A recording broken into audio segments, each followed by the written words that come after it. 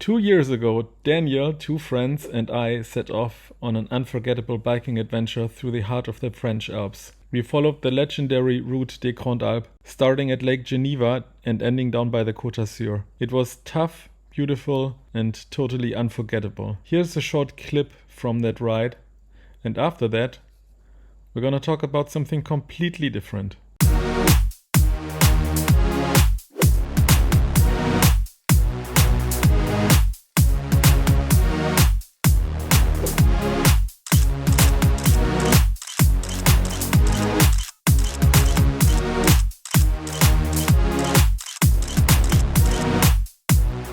Now you're probably wondering why on earth I'm showing you this. Well, along that trip we also did a bit of hiking, and during one of those hikes we stumbled across a few beautiful pieces of Deadwood.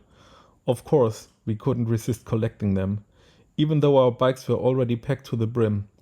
This is one of those pieces, and today we're turning it into bonsai. But first things first, we need to decide on the right angle to use this piece. Of all possible options, this might be probably the worst one, so let's not do that.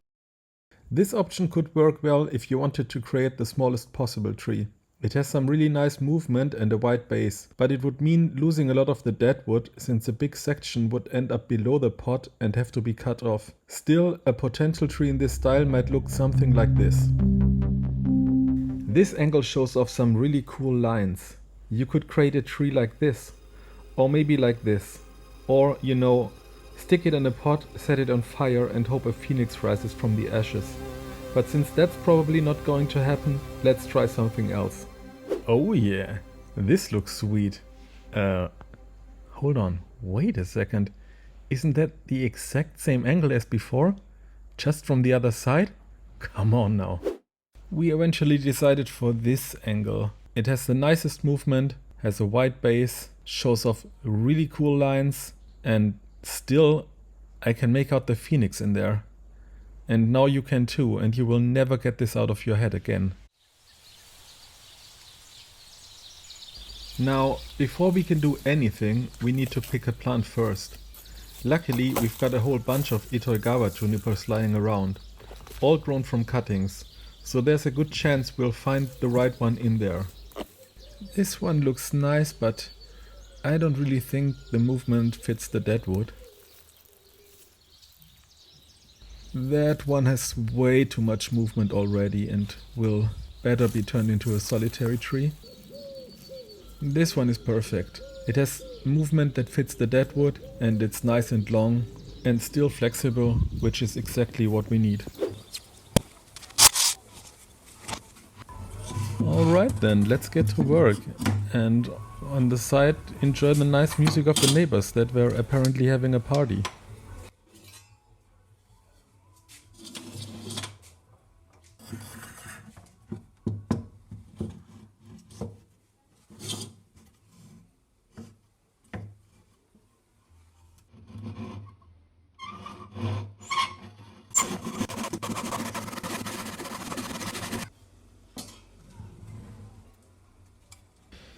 Now that the bottom part is sawed off, it stands upright by itself, which is a nice plus as soon as we'll be planting it.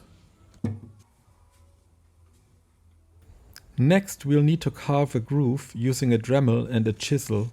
This is where the trunk of the plant will be inserted. We'll be following the natural lines of the deadwood when carving. And that's really important because if you don't, the final result can look completely unnatural. If this video or any other video on this subject inspires you to create your own tanuki someday, make sure to keep that in mind.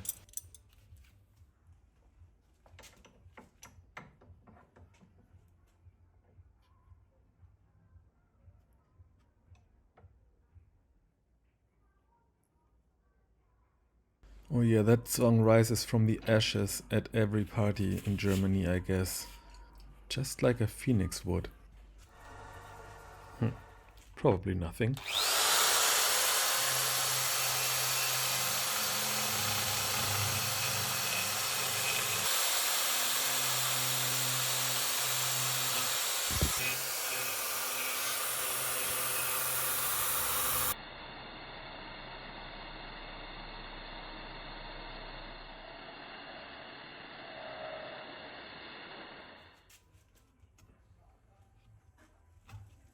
Because this is a very old and completely dried out piece of juniper wood, it's incredibly strong and very tough to chisel out. It took a long while to get the correct groove in it in the way we wanted to. I've shortened this part of the video quite a bit to make it bearable.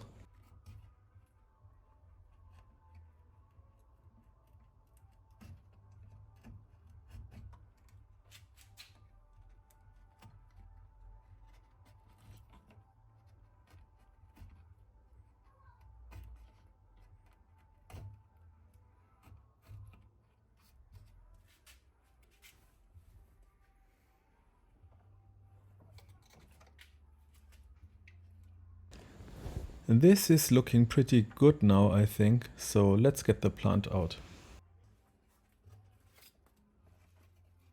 Here it is, and as you can see, it's already fitting quite nicely.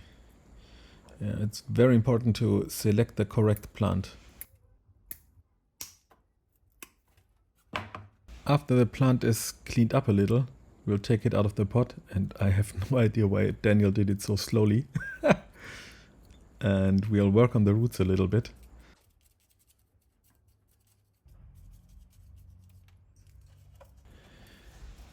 Now this is not a real bonsai replanting session with a lot of root work, but it's a nice opportunity to get rid of the odd root that sticks out in the wrong position, and also it's a nice opportunity to change out the substrate that we had the plant in before and change it for a better draining substrate.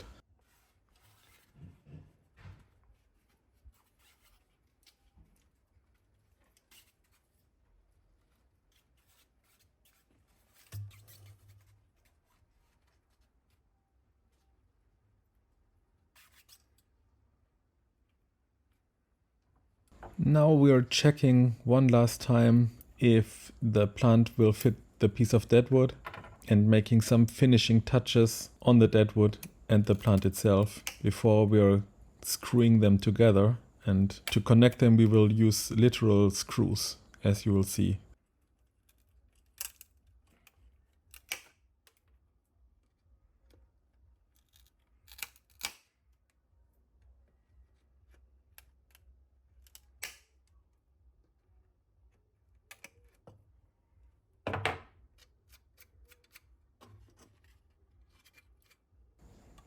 One last check, and yeah, this looks perfect.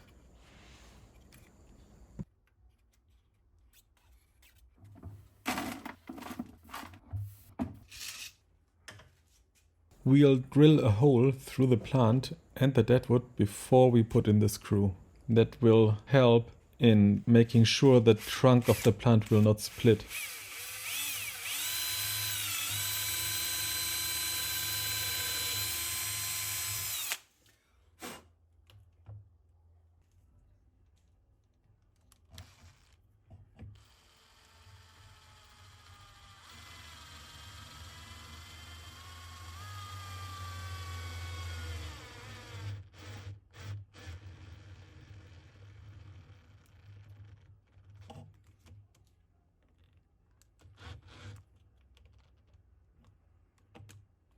Eventually the plant will grow over the screw and it won't be visible anymore.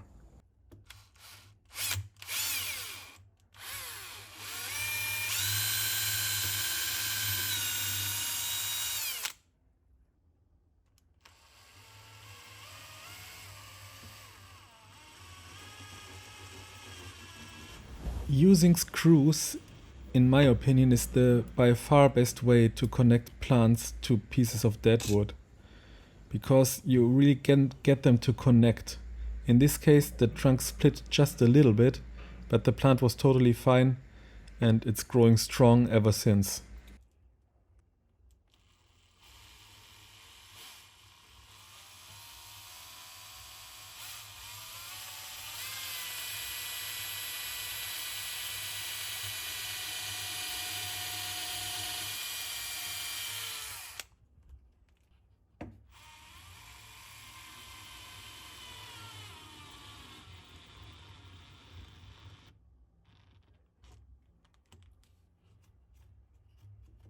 In this case, 3 screws were enough to connect the plant to the Deadwood.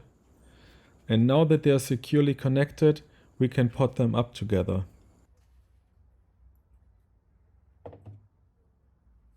We're going to use a tie pot for planting the Tanuki. It makes it really easy to secure everything in place, and thanks to its size, it will encourage strong growth, which is exactly what we need in the coming seasons. The plant needs time to fill out the groove, connect to the Deadwood, and eventually match its scale. The substrate we're using here is a mix of pumice, perlite and akadama. It's super free draining but still holds enough moisture and nutrients to keep the plant happy and growing strong. And I think it's the perfect substrate for any young plant to be planted in.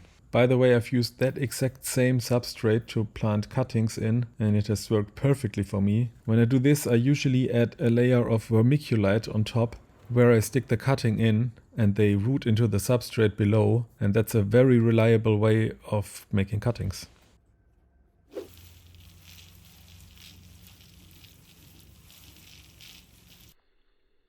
Now that the plant and the Deadwood are connected and safely planted, we are basically done here. All it needs now is a few years to grow, but that's a story for another video. Until then, I hope to see you around. As always, please subscribe to the channel, leave a like on this video and share it with your friends. And if you feel like it, drop a nice comment. It really helps the channel grow and means a lot. At the end of this video, I'll also show you 2 other Tanuki bonsai I made from pieces of Deadwood from that same trip, just a year earlier. That way you'll get an idea of how far these trees can come in just 1 year. Wishing you all the best for you and your plants. Hopefully this gave you just a bit of inspiration. Bye bye.